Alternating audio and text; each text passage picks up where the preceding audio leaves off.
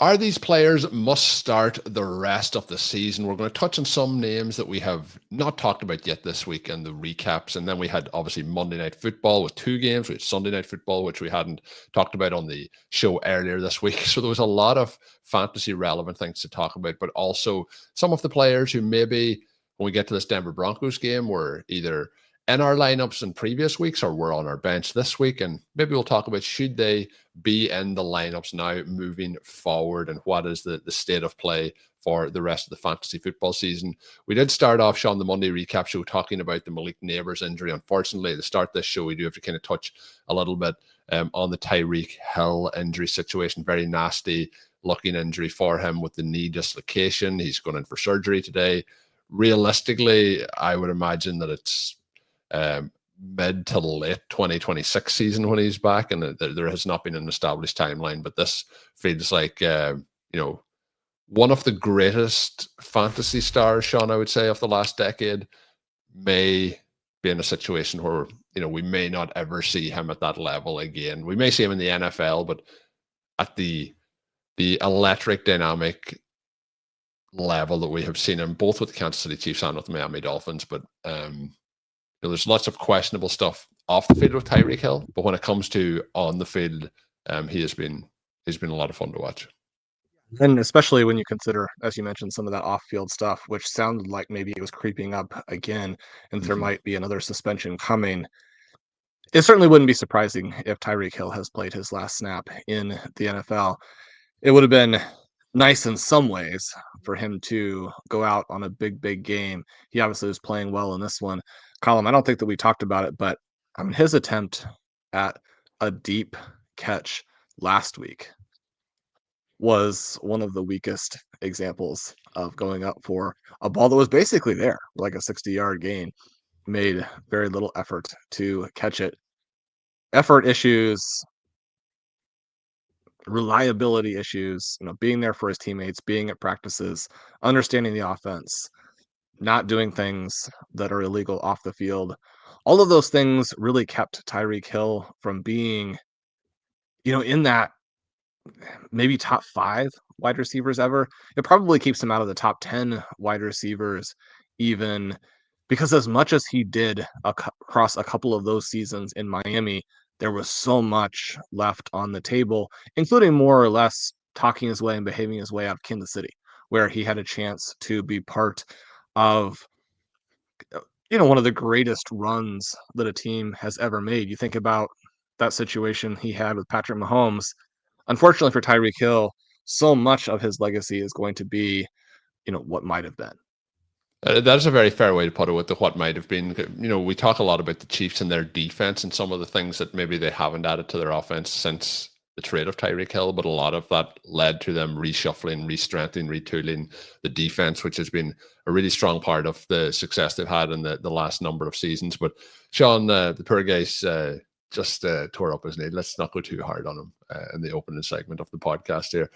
What we are going to talk about to start it off, though, to get into a positive note, we'll come back to the Dolphins and how the rest of their season looks, fantasy-wise, in a little moment. But the Denver Broncos, Shawn, get a win against the Cincinnati Bengals, and it's been really tough for the Bengals and for the players, that you want to add into your lineup. So on the opposite side of the conversation we're going to have here about should you be starting RJ Harvey every single week moving forward, we're looking at the injury to Joe Burrow, and injuries have, like 4 weeks into the season, had a real impact. At the quarterback position, we've had a number of players out. Even this past week, the game in Ireland, we have Carson Wentz rather than JJ McCarthy, but we have Jake Browning playing. We have Marcus Mariota doing a pretty good job, I think, with the overall Commanders offense and how they have done. But a combination of substandard quarterback play and quarterback injuries have limited a number of teams. And unfortunately, I thought that the Jake Browning stepping in for Joe Burrow would still be able to move this offense and have them perform at a relatively okay level. But over the last 2 weeks in particular, they've come up against 2 tough defenses, but they have been completely shut down. 14 of 25, 125 passing for him. That leads to tough days for Jamar Chase, T. Higgins, Chase Brown, all of the offense in real trouble. On the opposite side, then we have the Broncos putting up 28 points. Bo Nix having, I think there's plays again with the Broncos where there's a lot left out there. There's also plays where I think, it could be just executed a little bit better. But we have the 4 drops in this one from from the Broncos kind of pass catching core, but we still go 29 of 42 for Bo Nix. A lot of it around the line of scrimmage with 326 passing, 2 touchdowns, 1 interception. The rushing touchdown as well, 7 rushing yards just over the entire contest on 6 attempts. But Shawn, you talked a moment ago about effort plays. I do think that Jamar Chase may have decided that he is done with the Jake Browning experience. Over the last 2 weeks, there's a number of plays where it just looks like, well, I'm not going to get the ball here, and our offensive line can't block for very long. So the effort level is going to be minimum. In this one, though, Troy Franklin is somebody that we like. Troy Franklin has a 40-yard gain here that I think he can catch pretty easily, but he does see a defensive back coming back towards him and decides, yeah, I'm not going to catch this ball, and it goes to the ground. Kind of a couple of thoughts ran through his head. But before we get to any of the rest of it, we have to talk about RJ Harvey. 4 for 40 on 5 targets and a touchdown where he's left wide open coming out of the backfield for that one late in the game. He also has 14 carries to J.K. Dobbins is 16. I thought Dobbins looked really good in this game. He's looked really good for the past number of weeks, but the main difference was they allowed Harvey to have also some work in it. So they have 38 total rush attempts. They rush for 186 yards and 2 touchdowns. Marvin Mims Jr. had the other rushing touchdown. It's an end around where he goes 16 yards for that touchdown.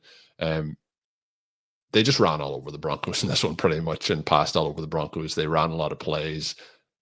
Sorry, over the Bengals rather. But hit me with your RJ Harvey thoughts, because I know, Shawn, in our FFPC Main Event and some of our other teams, RJ Harvey had fallen out of favor and out of the starting lineup. Is this a game to say this is what we're looking for going forward, or is this a situation where you're playing the Cincinnati Bengals and it's a bit like playing the Dallas Cowboys and you're going to put up a lot of points? I mean, it's tough to evaluate the Broncos against a team like the Bengals. It's tough to evaluate the New England Patriots against a team like the Carolina Panthers. It's tough to evaluate your Green Bay Packers, even in a game they got very close to losing and did only tie. It's tough to evaluate the offensive side against the Dallas Cowboys. Josh Jacobs looked like an electric running back Shawn, against the Dallas I Cowboys have notes defense. here to say that, like, I didn't know if it was like the uniform. I know we've talked a lot about uniforms recently, the uni matchups for that, but I thought we'll talk about Josh Jacobs in a moment. I thought he looked amazing this week, but let's go back Very to good. RJ Harvey. He looked very good. This game, really illustrated the concern that I had with with the Bengals and this idea that their defense would fuel shootouts, because the other side of that is that if you can't get off the field, and certainly if you have some offensive issues on top of it. Now, it's very fair to say that if Joe Burrow were there and they were able to sustain some drives, then it wouldn't be nearly this lopsided. But this is a game where you have 80 plays for the Denver Broncos, 43 plays for the Cincinnati Bengals. Everybody in the Denver Broncos offense can eat when you have 80 plays and when those plays are relatively efficient. Because you go back and look at this and you're like, I mean, Cortland Sutton feels like a clear-cut wide receiver one when he's having these games like this, where he is the guy trusted down there around the goal line. You were saying a lot of it around the line of scrimmage. I thought Bo Nix threw down the field fantastically in this game. His strike to Cortland Sutton was one of the best passes you'll ever see. You get that touchdown to Sutton there. You mentioned the pass down the field to Troy Franklin. Troy Aikman talks a little bit about that one and how instead of sort of running into the pass, he needs to set his feet and throw. Certainly, he barely missed some guys last week, or, they probably run away from the Chargers. You also need to see guys make some plays. I mean, a week ago, it was Sutton and Mims not making very good plays on the deep ball. I mean, this was a play where Troy Franklin has appeared to be on the verge of a breakout, and the team seems to think that he can get open at will. He draws 8 targets in this game. That is the most of any Bengals player. He does go for the 55 yards, but in addition to the long drop, he has another drop when Nix is rolling out and throws one of these sort of sideline rocket passes to him. Ball goes directly through his hands. I mean, this stems back to last season. Certainly, we knew that it was a little bit of an issue, but it seemed like with confidence and growing in the offense that some of those things would get cleaned up. Obviously, Franklin was a fantastic player at Oregon. You've got to make those catches.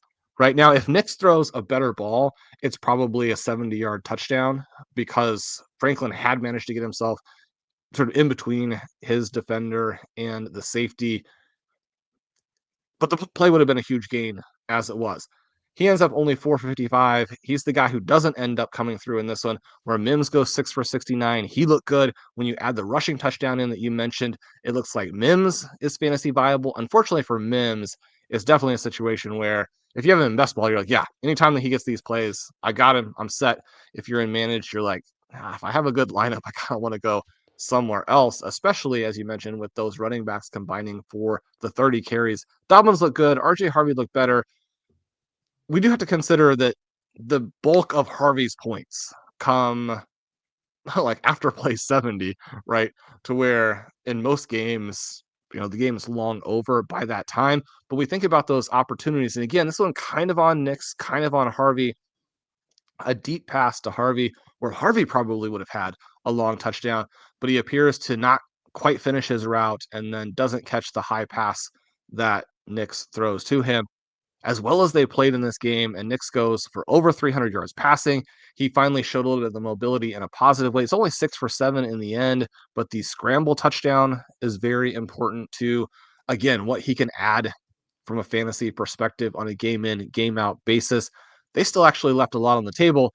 And again, you're playing the Bengals. So what that really tells us, it's still a work in progress, but when you have as many options as they have, and when RJ Harvey is probably your best piece and they haven't even really deployed him yet, this team, again, probably is going to go on a big run. And when you think about how dramatically the AFC changed this week, where the Chargers have a bad loss, but also suffer some key injuries, where the Ravens get routed, but also suffer a raft of key injuries.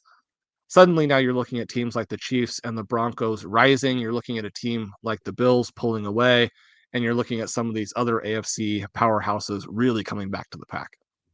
You mentioned possibly going on a run. They do get the Eagles at the Eagles this coming week, which could be tough facing the Eagles defensively. But they get the Jets, the Giants, the Cowboys, the Texans, the Raiders, and then they're back against the Chiefs. But the Broncos really have some matchups coming up here where there's quite favorable opportunities for them to put up a lot of points. So I do think it's going to be frustrating with the likes of a Mims or even potentially a Franklin. But as you mentioned, the team are actively looking to get him the ball.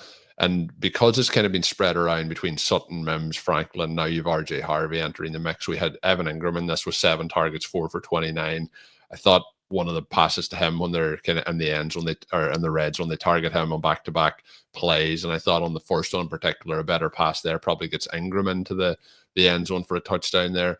But I think a lot of the Broncos, with the bye weeks coming up and with the injuries, if you have Broncos on your roster, you're probably going to look to start them over these coming weeks. Shawn, this is pretty much going to be a yes or no question for the Cincinnati Bengals. They were 2-0, they're now 2-2, but they now face the Lions, the Packers, the Steelers over the next 3 weeks.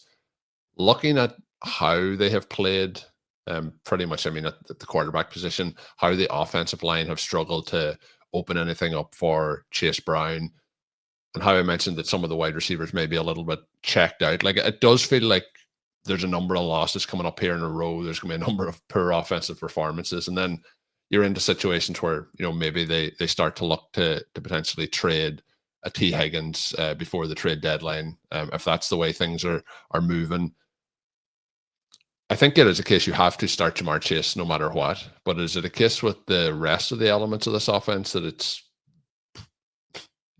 unless you really have to, you don't nearly want to be adding them into your lineup here? We talked about Chase Brown a couple weeks ago and the situation that he faced with the loss of Joe Burrow.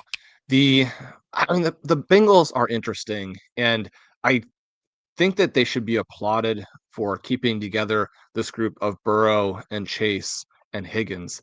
But you have to do some crafty things around that. And you could argue that drafting Chase Brown, developing him, having an inexpensive running back who is a borderline star, that's one of those savvy things. The rest of the roster is in ruins. This is Right. almost a little bit, Shawn, like, we talked a moment ago about Tyreek Hill and his time with Kansas City, and obviously he was traded by the Chiefs, and the Chiefs then turned that into a legitimate defense with how they were able to kind of build up the organization. We talk a lot about the Chiefs running back issues, and we'll not get into that on this one. But because you're keeping those pieces together at such a high cost, it also limits the um, opportunities to fill out the remainder of the roster. It does limit them, but having a lot of money spent on actually good players, on difference-making players, and that's what they have. That's the right way to do it. A lot of these teams that aren't particularly good end up with a lot of cap space because they don't have good players to Yeah. extend. And then teams don't want to come in free agency. And over the course of several years, then you're looking at cap space galore and thinking, okay, well, this is embarrassing, first of all. And then secondly, our fans are going to want to see that we're trying to win. So then you go out in the free agent market where the players who get to that point very rarely are the types of players you want to give massive contracts to. And because it is free agency and because you have to outbid every other NFL team, you overpay for a bunch of solid talents. And now your expenditures are out of line with your production and you still have a very bad team. You've got lots of strong organizations that have built depth through the draft and through things like even signing quality undrafted free agents. But the, it's the whole process of the organization from the bottom up that has to support some of these things, like a Burrow, a Chase, a Higgins. We know that the Bengals historically have been absolutely hammered for being cheap in a variety of things that they do. You look at the coaching staff here, it's a huge problem. Unfortunately for the Titans, they hired Brian Callahan off of this group in part because of his work with Jake Browning the last time around. And I mean, very clearly, I think if you could go back and do these things differently, the Bengals would have a different head coach. Certainly, the Titans would have a different head coach. I don't know that there's any way to fix this without making fundamental changes in your organization. When you think about last year and Joe Burrow being in the MVP mix and you don't make the playoffs, that really tells you where the rest of this roster is. Having Jake Browning responsible for trying to accomplish the same thing just simply isn't fair to him. It's not remotely realistic. You have to have more than 3 good players on your team. Moving on now, Shawn, to the Jaguars 49ers. We know that Christian McCaffrey is sensational. He goes 6 for 92 and a touchdown, 11 targets in the passing game before he gets the 17 for 49. They are working him into the ground, would be the concern, but the receiving elements of what he's putting up is tremendous. Brock Purdy was back for this one, 2 touchdowns, 2 interceptions, 309 passing yards for him. The unfortunate thing for the 49ers is they also are so banged up. Obviously, George Kittle is out, but Jake Ton just gets in the end zone, 3 for 58 and a touchdown for him. But there's a period in this game, Shawn, where I believe it was Juwan Jennings is in the blue medical tent, and Ricky Pearsall has to wait outside the blue medical tent to get in to get checked. It's just in terms of how unfortunate they have been with injuries and how banged up they are. Ricky Pearsall had a really nice long catch in this at 31 yards, but outside of Christian McCaffrey, and if you had to spot start a ton, just the rest of this offense is so beat up that it's hard to rely at the moment on any of those pieces. But on the Jaguar side, Shawn, the player that we haven't really talked about a lot on on our show, you and Ben may have referenced him, but we talked a lot about Tootin in the offseason, and he was the piece of this offense that I was targeting for the Jacksonville Jaguars. But I think Travis Etienne has looked spectacular over the early portion of the season. He just has 2 targets for 1 reception, 1 yard in this one, but he goes 19 for 124 and a touchdown on the ground, along of 48. What have you made so far of Etienne's season here, and in terms of how we expect this backfield to get split up moving forward? There was the portion of the offseason I thought Tootin would surpass both Tank Bigsby and Etienne. Now Bigsby's not there, but it feels like Etienne at the moment looks the healthiest he's been in years and is playing at the highest level that he has been. And it feels like Tootin will be a complementary secondary piece, but Etienne will be the workhorse here for this backfield moving forward. Just to see how it evolves. We love Travis Etienne. So, so a little surprised by how explosive he's been coming off of the Yeah. season where he was bad. But again, we explained all of that in on the shows, and I went into detail with it in the big gorilla strategy pieces. Not that he was necessarily going to bounce back, but that if you look at the time period before the injury last year, he was fine. And you never know if these guys are going to completely get back or not. But Etienne, and it was so funny to listen to him discussing sort of his strengths versus his younger brother's strengths. He was talking about how shifty and the lateral explosiveness of Trevor. And then you could kind of, even through the text, kind of feel the twinkle in his eye when he says, like me, he's like, I'm fast. And on that 48-yard touchdown run, I mean, you see it. I mean, Travis Etienne is fast, and he has great instincts for where the hold is. You put those two things together, you get these long runs. The long runs completely change the game because the Jacksonville Jaguars offense was terrible again in this game. The Jaguars are 3-1, and Trevor Lawrence is playing football that if you had other options and he weren't Trevor Lawrence with the name that's still got that generational tag on it with the big extension. I mean, obviously with what they're paying him, I mean, there's going to be a long, long, long rope for Lawrence as they try and get this figured out. But I mean, he's awful. The receivers, Brian Thomas Jr. It's just so remarkable when you have these two guys side by side, right? You have Brian Thomas, who had this extraordinary final season in college where he has the 17 touchdowns. He comes on last year, and over the last like 5 weeks of the 2024 season, he's not just the best rookie, but he's arguably the best wide receiver in all of football. You have Ricky Pearsall, who really struggled in college to put up any production, had the occasional highlight play, but that was basically it. You have the big game at the end of last season, but one of the things that Ben, has noted pretty extensively is that overall his ability to draw targets as a rookie was minimal to non-existent. That's the same thing it was tracing back to college. And then you look at this season where everybody else is out, and you look at the, brilliant play design from Kyle Shanahan. I mean, he's got to be sitting around. If there's anybody who probably feels more ill done by the universe and the fantasy gods than just fantasy managers who have exposure to lots of players and are constantly suffering injuries. And are like, what do we have to do to not live in this world? I mean, it's going to be Shanahan just looking at his actual reality teams every year getting shredded. It's But like you've Pearsall, got Christian McCaffrey back right now, but everyone else is out. yeah, everyone else is out, and Pearsall, who's having a fantastic season and who was making the highlight catches in addition to the volume, right? You mentioned that great catch that he had. If anybody who hasn't seen that, go back and check that out. Sadly, that's more or less the last thing before he does go out here in a game Yeah. where he was again headed for 100 plus yards. But Brian Thomas, I mean, he doesn't drop passes in this game, but he does catch a pass like several strides away from the sideline and manages to not get the Oh, second foot down, which he was and playing with it's the college rules, Shawn. that was one of the most egregious examples of not getting the second foot in that I have ever seen. Obviously, he is very much struggling mentally right now. He is such a massive physical talent. You expect him to get it going. If you can go out and buy Brian Thomas in basically anything, make sure that you do that. The eruption is coming because the reason that he's not doing anything, I mean, again, Trevor Lawrence playing awful football, but once Thomas gets the stuff figured out mentally, he's going to go on another one of these massive runs. But he's not on it right now. The Jaguars, I mean, Colin, this is a game here where the 49ers end up with 4 more first downs.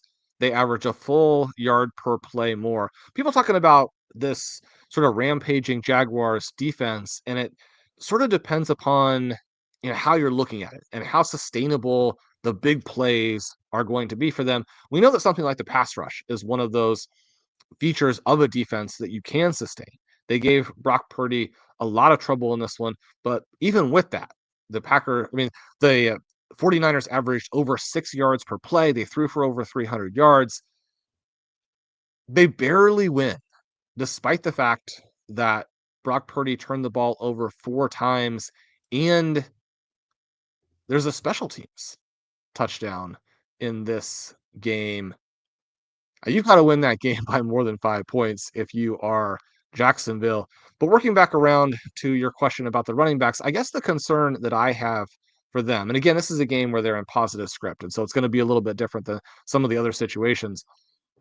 But one of the frustrating things so far this season is that LaQuint Allen Jr. has played a decent amount on passing downs, despite the fact that you have 2 running backs in Etienne and Tootin that you probably really want to get the ball to in the receiving game. I mean, that was the big note, right, for RJ Harvey, is that, yeah, he scores the receiving touchdown late, but he was a focal point of the game plan as a receiver. Looks like he will be the receiving back. We know what receiving backs have done under Sean Payton. If you go back and look at the actual explosion from Kamara, it came about this point in time in his rookie year. Now, he had some more receptions than Harvey to this point, but the huge explosion came about this time. When I wrote the Money in the Banana Stand piece a couple weeks ago, kind of talking about that, it really jumped out that, I mean, we're going to get huge RJ Harvey performances.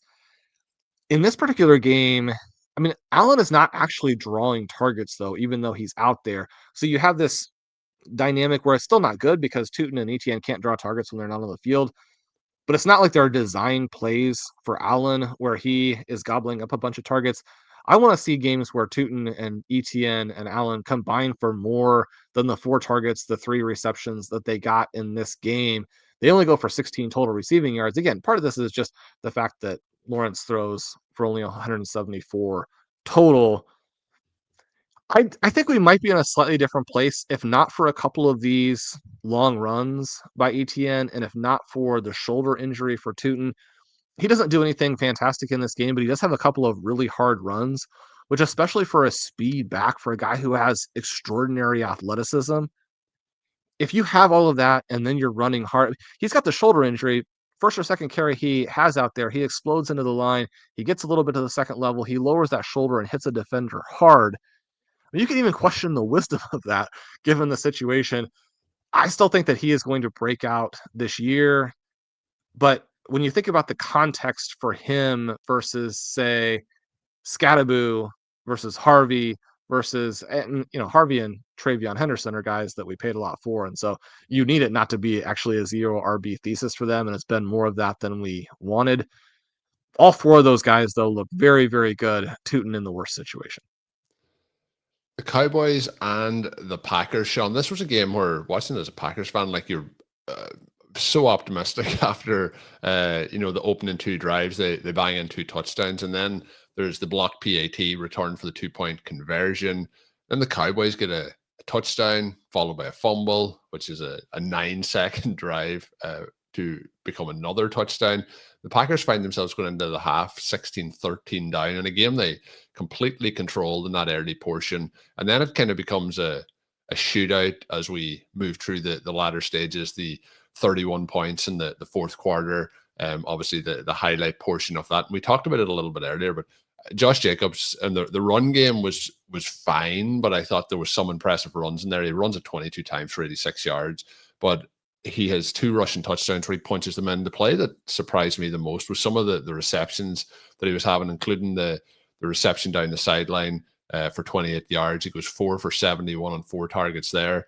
So we can give some love to Josh Jacobs. We don't do that enough. I did think, you get the Cowboys, you get the Packers, and you get it in Jerry World where there's the perfect TV lighting. This was one of those kind of classic all-time uniform matchups that I like to highlight. But from the Packers perspective, I thought this was a opportunity for Matthew Golden to really step forward. And we had him in a number of lineups together, and I had him in other lineups, and gets the 6 targets, 5 for 58. Thought it would be a really big day. We've seen this Cowboys offense really struggle to defend deep balls over the last number of weeks, the entire season, really. and they obviously put up 40 points in this one, but it just doesn't really go all the way through golden. But as we usually get at the Packers, it's a spread out offense around a number of people. We get 6 targets for him, 5 for Tucker Kraft. And then we get the 4 to Jacobs. We get the 8 to Doubs. And Doubs is a player, Shawn, we don't talk a lot about. I usually put him down as like a red zone threat. And he really threatened in the red zone in this one because he comes away with the 3 touchdowns, 6 receptions, and 58 yards. With this Packers offense, with, Golden, obviously, he is starting to put up usable numbers, getting the targets and the receptions to go along. We just haven't really had the explosion. How are you feeling about him, the Packers offense, and maybe throw a word out there when we're giving hype to Josh Jacobs? Do we need to give some love to a Romeo Doubs this week as well? Romeo Doubs was one of my favorite deep receivers from the last handful of classes, and he just has never really, and when I say deep, I mean guys who were drafted a little bit later, not necessarily vertical receivers. He just has never developed into that impact player. He's a role guy. He's someone who is out there, who's running the routes, who's doing some of the blocking for them. We know that his presence has generally limited some of the other people that we want to play to more of a 3 receiver set role, and yet hasn't been able to capitalize on it himself, and they don't have enough passing volume for him to really capitalize on it. I mean, this is the kind of game, though, much more similar to the end of 2023, where Jordan Love looked absolutely fantastic and looked unstoppable. Again, it's against the Dallas Cowboys. Same thing for Bo Nix. Same thing for Drake May. Can you evaluate these guys at all when it's kind of like the defense is playing 9 players? But yeah, I mean, Dobbs looked great. To be that guy you can count on when you need a touchdown. When you had 3 of them in this game, that's going to obviously be very unusual. But when you're playing good teams and you're down the stretch and you need a guy you can go to, I mean, Dobbs can be that guy. He is a very reasonable, is maybe the word, reality player. I was encouraged, though, with Golden. It seemed like the game plan was built around him early. He gets off to a fast start. Things do kind of quiet down after that, but he also has a carry. He looks like the player who, even as some other guys come back, Colm, you might be able to speak to this a little bit more, but it does sound like they're optimistic that they will have Christian Watson for at least maybe the final third of the Yep. season. I mean, this Packers team is going to be very talented on offense, and it's sort of that mindset of, can you get away from giving Josh Jacobs all of these carries that otherwise sort of neutralize what you want to do? This is one of those games, again, where we have to understand that they ran 79 plays. And usually that will not be the case. Some of it is because of overtime. Some of it's because you're playing against the Cowboys and you're very effective at extending drives. But this is one where, yeah, you look at the 43 passes for Jordan Love and you're thinking, that's great. This is where we need him to be. But Josh Jacobs and Emmanuel Wilson combined for 30 carries. And I mean, I thought Wilson was the Wilson guy who was looked more good as effective. well in this game. Like the opportunities he was given, I was pleasantly surprised by what he was doing with it. But I think you're hinting at here, we'd prefer those to go in a different direction. The other one was, Williams was in for quite a few plays in this. He rushes at one time. He gets 3 targets, 3 receptions for 22 yards. So again, like we kind of always get back to it, the Packers, it is going to be spread out quite a bit across the entire offense. Seems like it will be. And this is a game where we're praising Josh Jacobs, where he actually looked really, really good. And you go back and look at his rushing line, you're like, against the Dallas Cowboys, he averaged less than 4 yards per carry. And it's not, on some tiny sample. I mean, obviously 22 carries is a tiny sample, but it's a big game's worth of carries. 22 carries, 86 yards. That's the game where he looked really good. One of the touchdowns is vultured from Tucker Kraft, where Colm, I can't be unbiased about this because obviously I have plenty of Kraft and not a lot about Jacobs.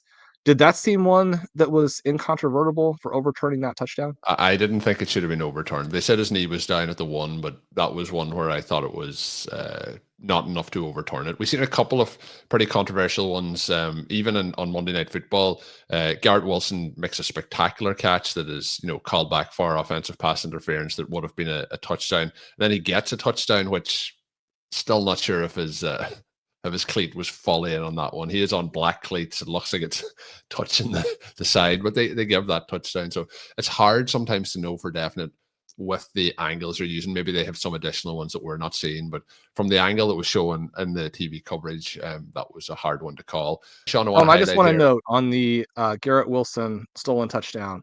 You asked me about AJ Brown and the big push off, last week, that not being called. I just want to note again that, like, when it's hand fighting, it's not defensive pass interference. But when there's hand fighting where the offensive guy touches a defensive player's jersey, offensive pass interference. The commentators are like, yeah, you got to call that one. Like, you got to call it. Let it go. Hand fighting. He touched the guy's uniform, and then he makes a spectacular catch. Touchdown. What are we talking about here? Speaking of spectacular catches and touchdown, George Pickens had 8 receptions, 134, 2 touchdowns on 11 targets. No CeeDee Lamb this week. George Pickens, Shawn, was doing his best CeeDee Lamb impersonation out there. There's a couple of things you could touch on the Cowboys, but it has to be, Dak Prescott having that connection at this point with George Pickens. If you've drafted George Pickens, you know that this is a Cowboys team that are going to really need to score points to keep up with teams. Pickens looked sensational. This may be the best game I've ever seen Pickens play. Look good. Definitely not CeeDee Lamb. The person that I wrote pretty skeptically about last week, and he immediately was like, I don't know. I mean, you noted in the article that, like, every other season, I'm, arguably the best quarterback in football, and yet I have a couple of bad weeks and you write me off. That doesn't seem smart. He comes back and has a monster performance. Some of the passes here, and then some of the plays, and we talked about some of the guys who didn't make plays for Bo Nix. Jalen Tolbert with a sensational sideline grab off of what was a courageous and fantastic Dak Prescott pass. Colm, I wanted to ask you here because obviously the Green Bay that was Packers one, Shawn, defense, where when he catches that, it seems like he's coming out of the end zone again. It's like, is he coming up for a punt return here? It was an unusual, but a fantastic catch right at the sideline. I mean, Jalen Tolbert, 4 for 61. Nobody had him in. You're never going to be able to play him. But just having a moment like that, even sensational. Absolutely love it for him. I wanted to ask you, obviously the Green Bay Packers defense, really the toast of football through 3 weeks, even with the collapse last week that is not really the defense's fault. Then you come out in this game, as you mentioned, on the road against the Cowboys. The Cowboys environment, always crazy and fun, and you're going to get some of these Dak Prescott games. We know that Micah Parsons spent a decent amount of the game, going back and forth to the sidelines, having some of those back trouble issues where I'm sure there's at least a part of him that's like, see, I wasn't completely faking to get out of Dallas, but I'm sure also very, very frustrated that he wasn't able to show the Cowboys up. And that they enjoyed being able to eviscerate this Packers defense, given all of the backstory. What was your thought as someone who, is much more engaged with the Packers than many of the listeners? How did this defensive meltdown come to fruition, and should we feel pretty comfortable now just starting all of our players whenever they play the Packers? What is your team looking like going forward here after really avoiding the worst case scenario of a second consecutive loss to a bad team? Well, we're talking about the teams coming up. They have a bye week this week, Shawn, but it's the Bengals, the Cardinals, the Steelers, the Panthers. The Cardinals and the Steelers, we've talked a little bit about how they run things on offense. We've just talked about the Bengals now. Their offense is struggling. The Panthers, Kyler Murray throws for even 5 yards per attempt. Yeah, and then they follow that up with the Eagles, who don't like to pass the ball. So we'll see what happens by that portion of the season.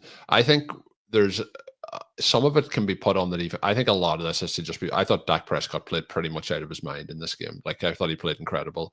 I thought some of the plays between him and Pickens are just things that can happen in a game, and they kind of stack them up on top of each other.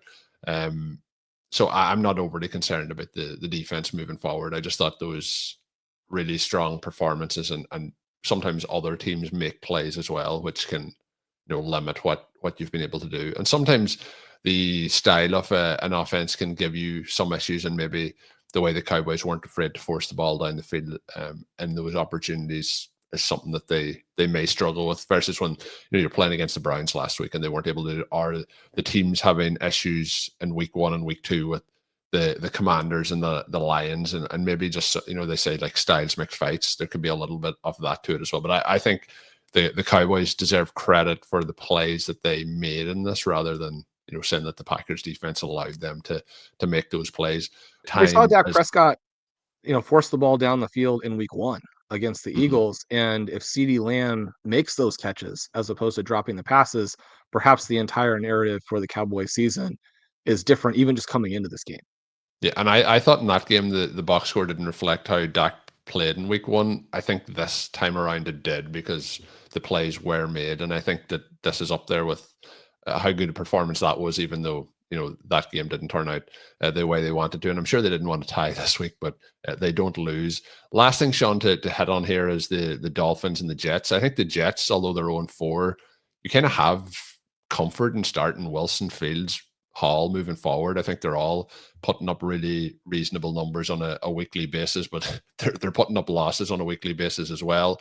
On the other side, I just was going to look for your thoughts on, with the Tyreek Hill injury, Waddle should land into a little bit of a bigger role. Darren Waller came back this week. He had 4 targets, 3 receptions, 27 and 2 touchdowns. I would have said prior to the Hill injury, not going to be overly repeatable with those particular numbers with the 3 receptions for 2 touchdowns. But with Hill now out, probably becomes a bigger focal point of the offense. But Malik Washington is probably the next man up. Is there anything you want to highlight from the Dolphins and the Jets as to looking forward here?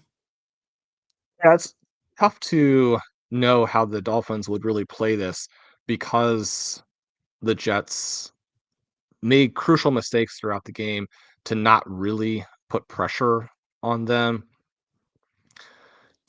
But I mean, Waddle's 3 for 48. He's just a guy, right? He's a very, very fast guy. Darren Waller has the 2 touchdowns. Obviously, that's not sustainable from a touchdown rate perspective. He does seem like he'll probably be a red zone threat. He doesn't, even with the extreme athleticism that Waller has, it's unlikely that he has the overall shiftiness and run after the catch type of ability that a Johnny Smith really unlocked last year to be such a big part. Obviously, Waller is going to be, a big add this week considering what he did, and with the Hill injury at the same time. One of the reasons that we have Malik Washington on every team is that he was a good prospect. He flashed in the preseason. And then there were all of these potential situations with Tyreek Hill where he's either suspended or he's traded. The injury one on top of that is the one that actually does occur. And yet, it's one of these things where when Washington has this down game, this really uninteresting game, now he does have a couple carries again. They're trying to get the ball in his hands. He will now be even more of a focal point in terms of getting the ball in his hands going forward. I think that it probably has to be Etienne, who only has the 2 targets in this game, but is probably going to get back to fulfilling the thesis that we had preseason, where his receiving numbers are off the charts. That seems like how the offense will have to be built. Take a few of those rushes off of his plate. He carries 20 times. Maybe Gordon carries a few more. It's just 6 for 10 for Gordon, but you see flashes with him. I think the offense will be interesting there. The thing on the Jets side that is both exciting and infuriating is that they had more first downs in this game. Again, some of that is that, when you're losing drives to, special teams and defensive touchdowns, that type of thing, it's going to be a little bit different. But, same number of total plays for the 2 teams. The Jets were at 7.1 yards per play, a huge number, right? A huge number. Now, part of that is the long run from Justin Fields, but I mean, Fields is Lamar Jackson as a runner.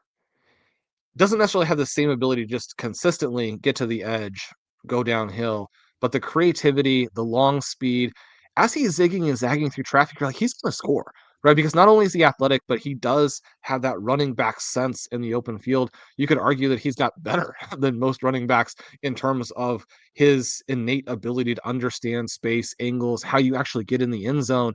You think about some of the guys who got tackled at the 1, or like Justin Tucker got tackled at the Tucker Craft. 1,000th of a millimeter. Tucker Craft by going down. uh, Justin Fields getting in the end zone, getting in end zone easily on that long run is a big deal. Obviously, you have the efficient play from Garrett Wilson. Colm, you've got to attack. You've got to give your players the same support and aggressiveness that you're asking from them. this Jets team wants to be a macho, punch you in the mouth, dominate the line of scrimmage, dominate both sides. I mean, they want to be the most macho team in the NFL, and yet, does your coach have the guts to go for it on an obvious 4th and 10 with 7 minutes to go in the fourth quarter? Yeah, I mean, your offense isn't necessarily built to get that play, and yet you've generated some big plays throughout the game. If you punt, you're going to definitely lose. You punt, you get a field goal against you, you're out of time. You go back and score one of your own touchdowns. You try and kick an onside kick. That's not going to work.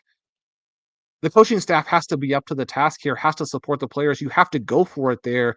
This was a dynamic offensive day in which they punted at the key moment. I don't know. The Jets look good, right? Outside of that weirdness before he gets the concussion in week 2, Justin Fields has been electric. So hopefully that's the direction this Jets team goes in. Garrett Wilson, not going to have the passing volume to be a superstar, but man, everything that we've said about how good he is was on full display in this game. And again, we have to note as well, we've been noting on some of the other situations, the Miami Dolphins don't have a great defense. It's not going to be like that every week. Brees Hall after the game, Shawn, not overly impressed with how it worked. They turned the ball over, fumbled it a number of times, and obviously when you get to a game where you lose by a close margin at the end, all those things can come back into your mind. But Brees Hall, with the quote, "Teams shoot themselves in the foot, and then we come back and shoot ourselves in the head." So Brees Hall not overly pleased with the outcome of this one as one of the Monday night games. But that's where we're going to close it up for this edition of RotoViz Overtime. Hopefully you've enjoyed listening in. You can like and subscribe and give us a written review on your favorite podcast app. We appreciate all that kind of stuff.